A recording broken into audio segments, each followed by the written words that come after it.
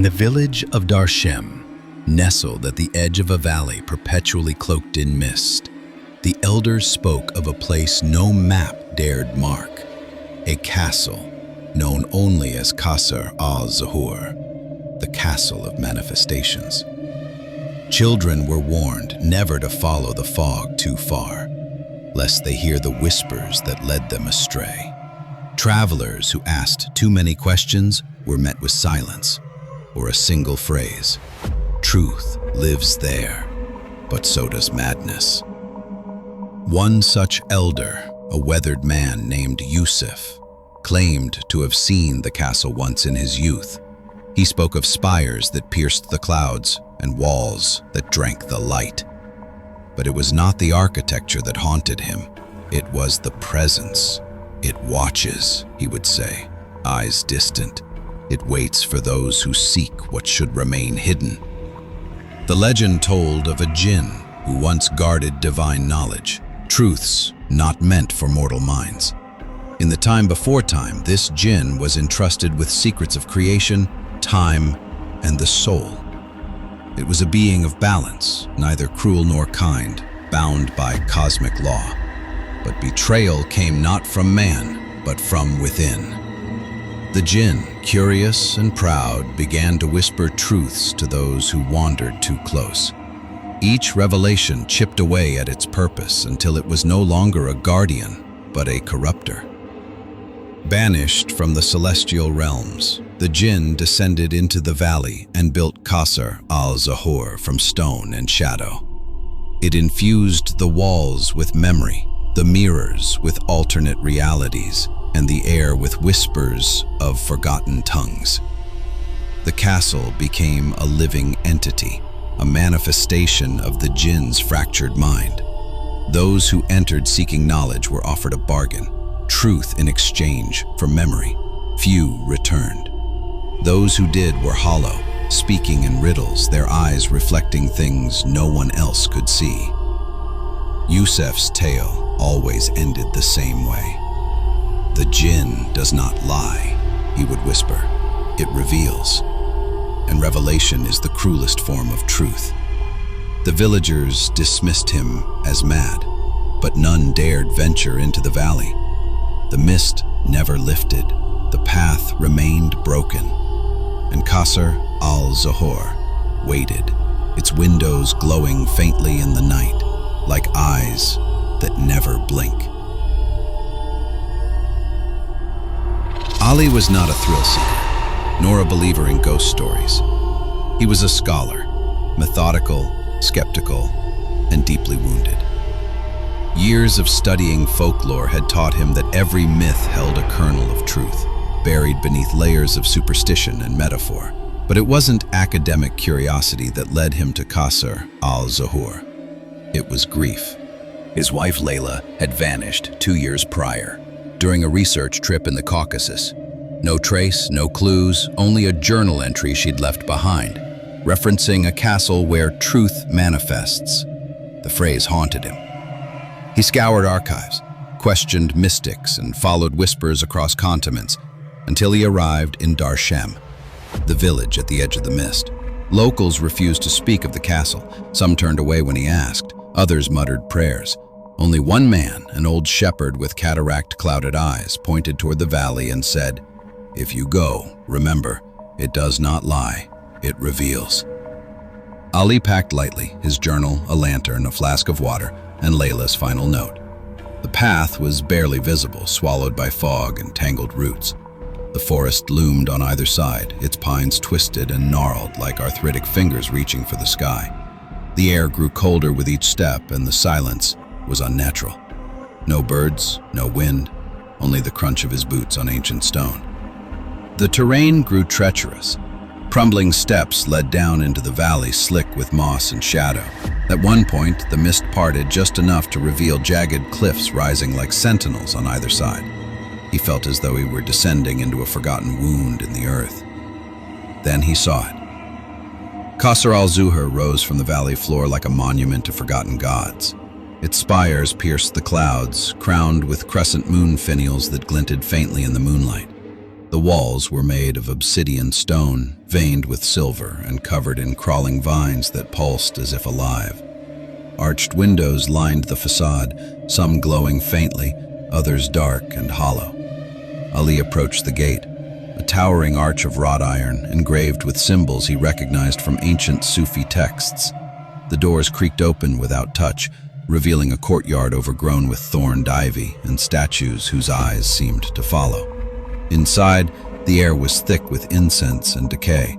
The castle smelled of forgotten rituals and damp stone. The silence deepened, pressing against his ears like water. He lit his lantern, and the flame flickered unnaturally, pulling toward the shadows instead of away from them.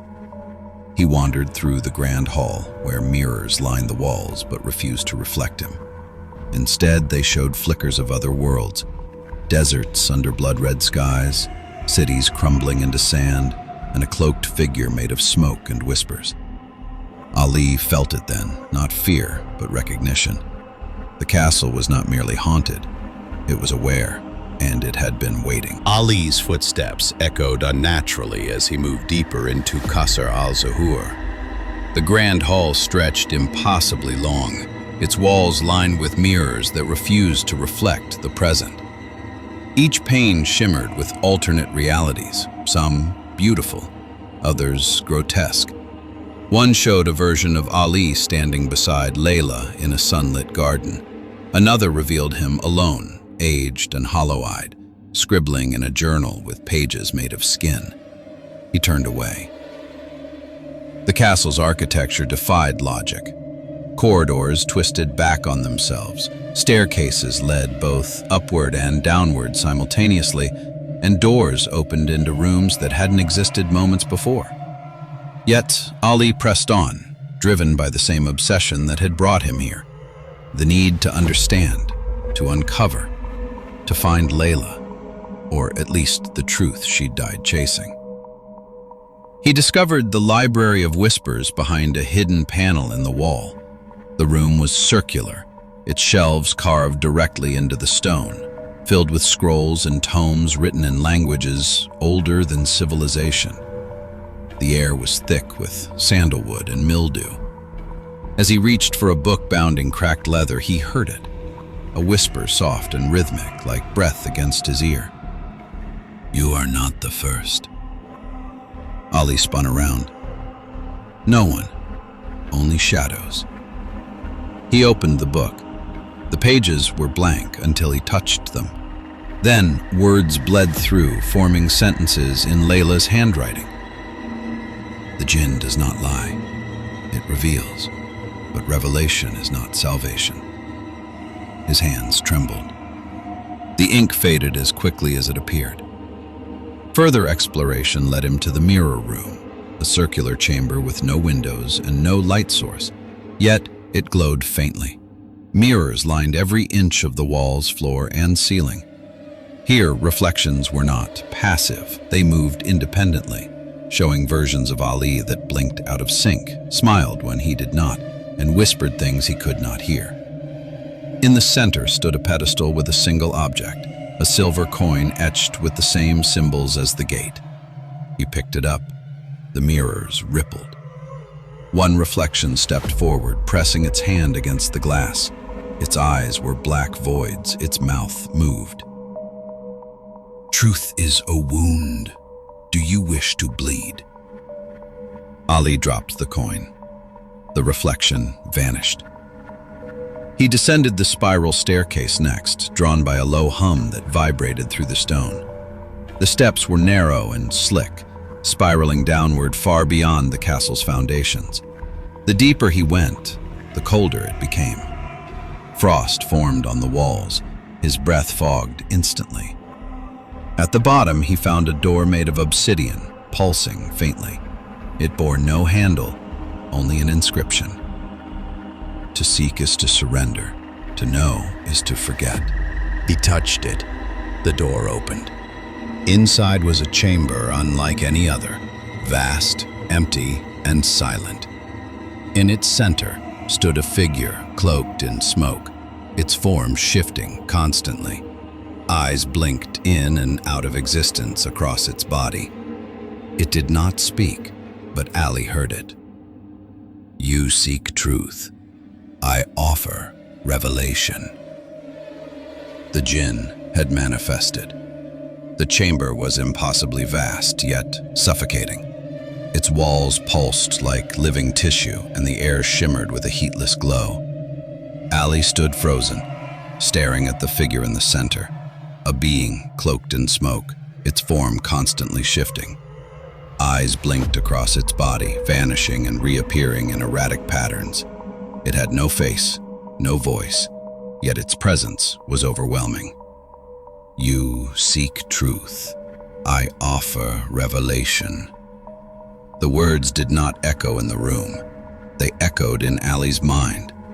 He staggered back, clutching his lantern, though its flame had dimmed to a pale flicker.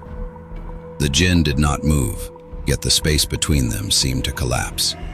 Ali felt as though he were being drawn inward, pulled into the folds of something ancient and vast. Who are you? He whispered. I am the guardian of what was forbidden, the keeper of what was lost. I am the wound beneath knowledge. Ali's breath caught. The jinn's presence was not malevolent, but it was not kind either. It was indifferent, like gravity or time. He felt exposed, as if every thought he'd ever had was being sifted through, weighed, and catalogued. You knew Layla, he said, voice trembling. She sought what you now seek.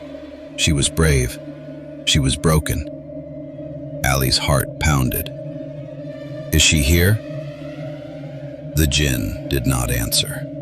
Instead, it extended a tendril of smoke toward him. Within it, images flickered. Layla standing in the mirror room, her eyes wide with wonder and fear. Layla descending the spiral staircase. Layla touching the obsidian door. Then, nothing. She chose revelation. She paid the price. Ali's knees buckled. He had come for answers, but the truth was heavier than he imagined. The jinn circled him now, its smoke brushing against his skin, cold and electric. You may leave with ignorance, or stay and learn. Ali looked up. What do you mean? Knowledge is not given. It is exchanged. For every truth, a memory. For every revelation, a piece of self. Ali hesitated. He had spent years chasing shadows, unraveling myths, and now he stood at the threshold of ultimate understanding. But the cost was steep, too steep. Yet something deeper stirred in him. Curiosity, obsession, grief. He thought of Layla, of her final note, of the way her handwriting had appeared in the book. She had chosen to know. Could he do any less? I accept, he said. The jinn's smoke enveloped him. The chamber darkened, and the first truth was revealed. The smoke wrapped around Ali like a cocoon, and the world fell silent. He felt weightless, suspended in a void where time had no meaning. Then slowly the jinn's voice returned, not as sound, but as sensation, vibrating through his bones. The first truth. Time is not a river. It is a mirror shattered by perception. Ali gasped. Images flooded his mind. Moments from his childhood, his wedding, Layla's laughter, all flickering like candle flames in a storm. Then one by one, they vanished. He tried to hold on to them, but they slipped through his grasp like sand. He opened his eyes. The chamber had changed. Now he stood in a vast hall of clocks, each ticking in reverse.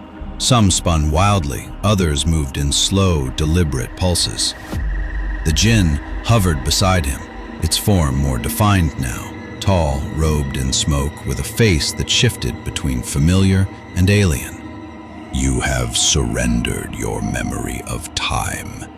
In return, You understand its nature." Ali staggered forward. He could no longer recall the year or even his age, but he knew things, how time folded in on itself, how moments echoed across dimensions, how Layla's disappearance had rippled through unseen layers of reality. He was led to the Chamber of Echoes, where voices whispered from the walls. Each belonged to a seeker who had come before. Some begged for release. Others recited truths in languages long dead. One voice, soft, trembling, was Layla's. "Ali, if you hear this, I'm sorry. I thought I could bear it." His heart clenched. He reached for the wall, but the whispers faded. The second truth. The soul is not singular. It is a chorus of selves. Another wave of revelation surged through him. He saw versions of himself, angry, joyful, broken, serene, each living in parallel, each unaware of the others. He understood now that identity was fluid, a mask worn by consciousness. But with that truth, he lost something else, his name. He could no longer remember being Ali. The word felt foreign, like a story told to him long ago. He was someone, but not that someone. And yet he pressed on.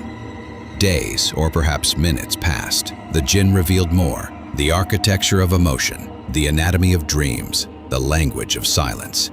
Each truth came with a cost. His memories unraveled like threads in a storm. Faces blurred, places faded. Even Layla's image grew distant. Yet he felt closer to something vast, something eternal. In the final chamber, the jinn stood before him, its eyes now steady. "You have learned. You have lost. You are ready." Ali looked around. The castle no longer felt foreign. It pulsed with his thoughts, echoed his breath. He was part of it now. "You may leave," the jinn said, "but you will not return as you were." Ali stepped forward, unsure of who he was, but certain of what he had become. Ali wandered the halls of Qasr al-Zuhur, no longer as a visitor, but as something else. His footsteps made no sound. His breath no longer fogged the air. He had surrendered his memories, his name, and his past, and in return, he had gained truths that pulsed through the castle like blood through veins. The jinn no longer followed him. It had receded into the walls, into the mirrors, into the very architecture of the castle. Ali could feel it watching, not as a separate entity, but as a part of him. He had become a vessel, an echo of revelation.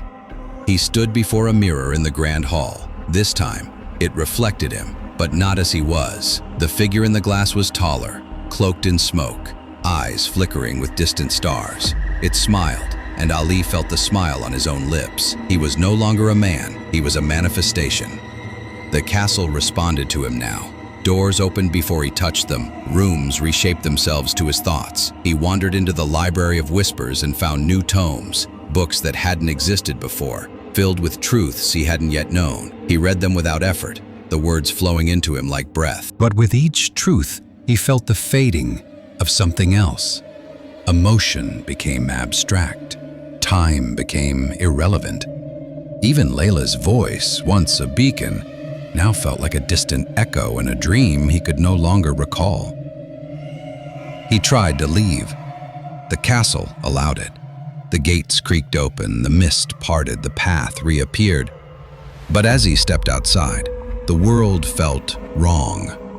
The trees were too still, the sky too quiet. He walked for hours, yet the valley never ended. The forest looped back on itself. The cliffs shifted positions. He realized then, Qasr al-Zuhur was no longer a place. It was a state of being. He had not left the castle. The castle had become him.